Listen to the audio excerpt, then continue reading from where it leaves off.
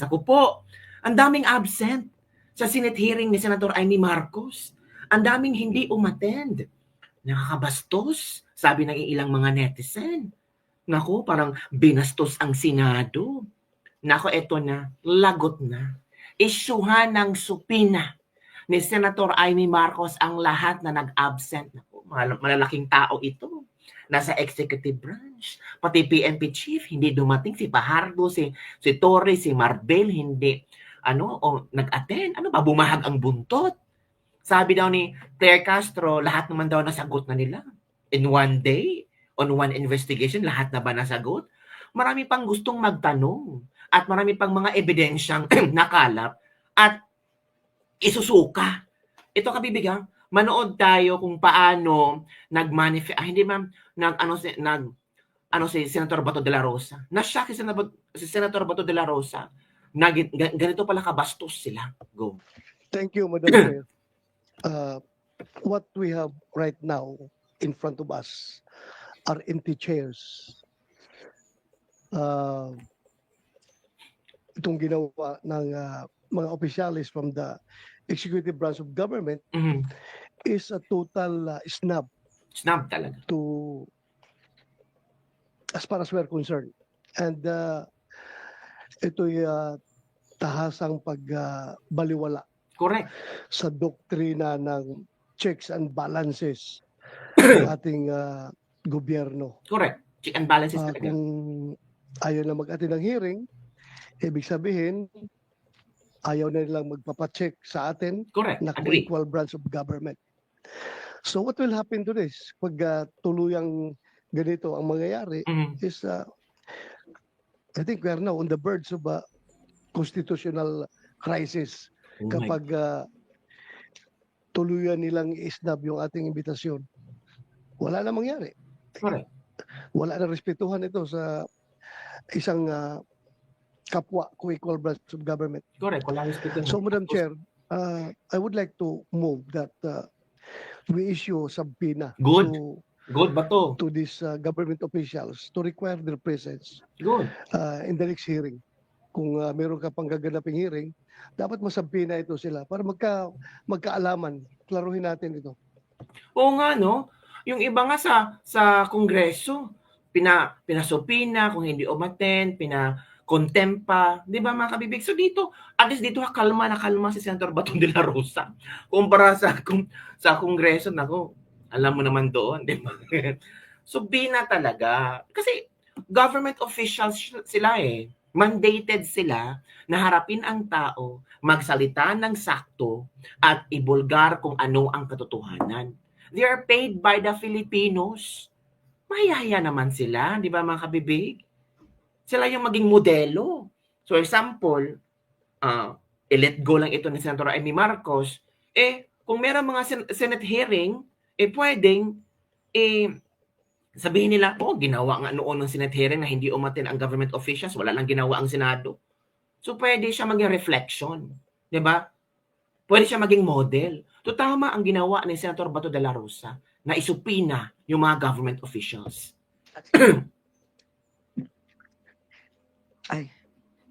Maraming salamat, Senator Ronald de la Rosa.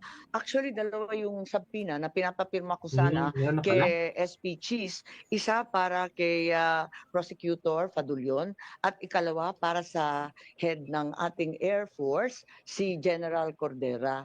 Pero yung dalawa, hindi ko pa natatanggap na pirmado.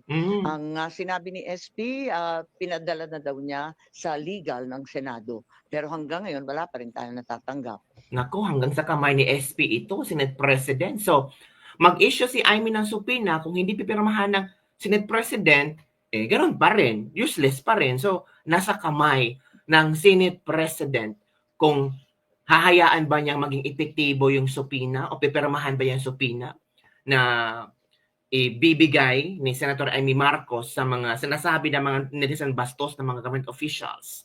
Di ba, bastusan na constitutional gulo na to, crisis na to, sabi ni Senator Bato de la Rosa. Follow up natin, Madam Chair, kasi alam mo, if this situation is left unchecked, correct, ang mangyayari sa atin dito is hayaan na lang natin na meron tayong Philippine National Police na patuloy na nilalabag yung ating konstitusyon Agree. at ang ating mga batas. Hindi po maganda ito, Madam Chair.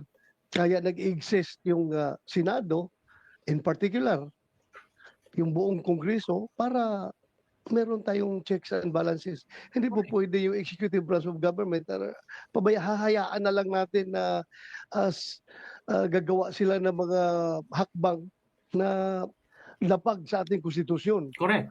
So we are here to check them. So kung hindi sila magpapacheck, isnab sila ng isnab sa atin, then magkakaroon tayo ng constitutional crisis nito. Correct. Thank you, Sang-ayon po ako sa inyo at talagang hindi tama itong pangkalahatang sinasabi. Lahat na lang executive privilege, lahat na lang sub judice. Alam naman natin, hindi naman tayo lihis at alam naman natin na napaklaro ng Neri versus Senate, yung Ermita case, kaliwaliwanag na kinakailangan na talagang malapit sa Pangulo, ang impormasyon hindi makukuha sa iba, hindi naman ito magiging panganib para sa lipunan, kaya't paano po ito naging executive privilege, alam na po natin yan, at hindi naman tayo nakikialam sa bagay-bagay na sinaloob ng mga kaso at asunto sa Korte Suprema.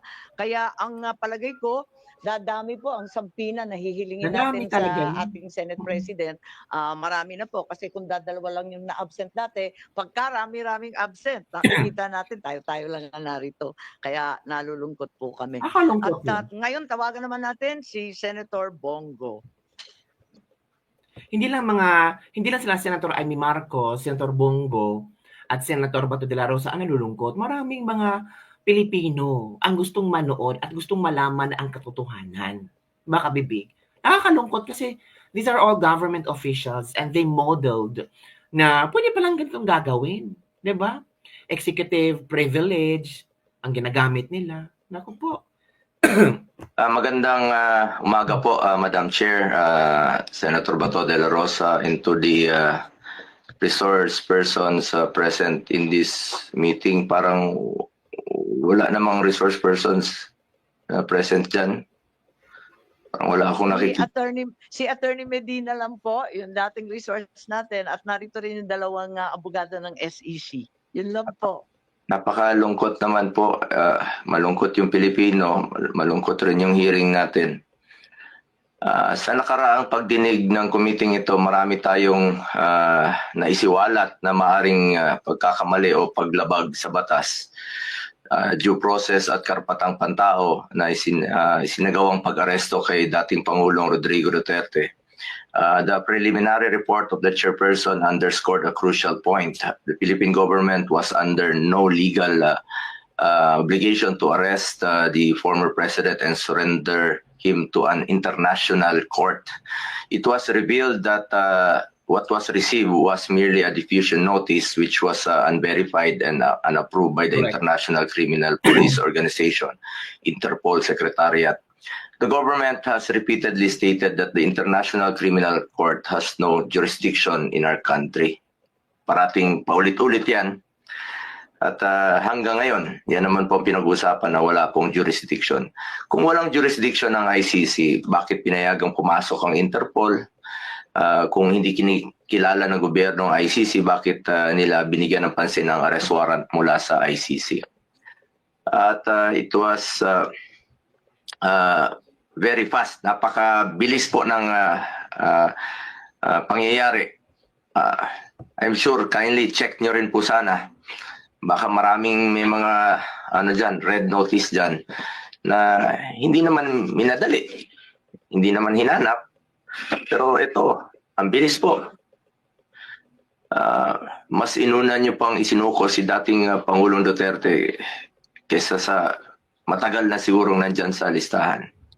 At kung sinunod nyo lang po ang batas at tamang proseso, hindi nyo papayagan na ilipad lamang sa loob ng 14 na oras si Tatay Digong. Madam Chair, hindi natin maaaring ipagsawalang bahala ang seryosong implikasyon ng mga pangyayaring ito. Napaka-unhealthy po itong nangyari ngayon. Maring may mga batas at proseso ang ating bansa na nalabag at maring may mga karapatan ng isang mamamayang Pilipino ang naisang tabi. Kung ang dating Pangulo ng ating bansa ay maring tratuhin ng ganito, paano na lang kaya yung mga ordinaryong mamamayan? Ano ang garantiya na hindi ito mangyayari sa iba? Correct. Dapat bawat Pilipino, mataas o mababa ang katayuan sa buhay, dapat may gobyernong masasandalan na hindi siya pababayaan. Former President man o hindi, karapatan yan at lalo sa pagdating sa kanyang kalusugan, kaligtasan at buhay. Hindi rin ninyo isinaalang-alang na matanda na po si Tatay Digong, ang matatanda po, frail, fragile, sa totoo lang, harmless na po si Tatay Digong. For humanitarian consideration, kahit sinong lolo at lola natin, ginagalang at inaalagaan natin. Yun naman po ang ating kultura dito sa ating bansa. Ngayon, sa ibang bansa, mag-isa siya, napaka-stricto pa doon. Sino pong mag-aalaga kay Tatay Digong doon? Paano na lang kung may mangyari sa kanya doon? Marami naman siyang nagawang kabutihan sa ating bayan. Kung may pananagutan man dahil sa kanyang desisyon para sa kabutihan ng ating mga anak, dapat dito siya litisin sa ating bayan. At mas alam niyo po, ang Pilipino po ang dapat humusga sa kanya kung ano yung nagawa niya po sa nakaraang 6 na taon. Kung nakakalakad ba yung mga ating anak na hindi nasasaktan at ligtas. Mga OFWs, kampante po sila na nakakalakad ang kanilang mga anak na hindi nasasaktan sa gabi at hindi nababastos. May peace of mind sila while working abroad. Sa huli, bagamat doon na si Tatay Digong ng buong tapang na hinaharap ang kasong isinampa sa kanya tulad ng kanyang paulit-ulit na ipinangako, napakasakit po sa dibdib na malayo sa kanyang bayan.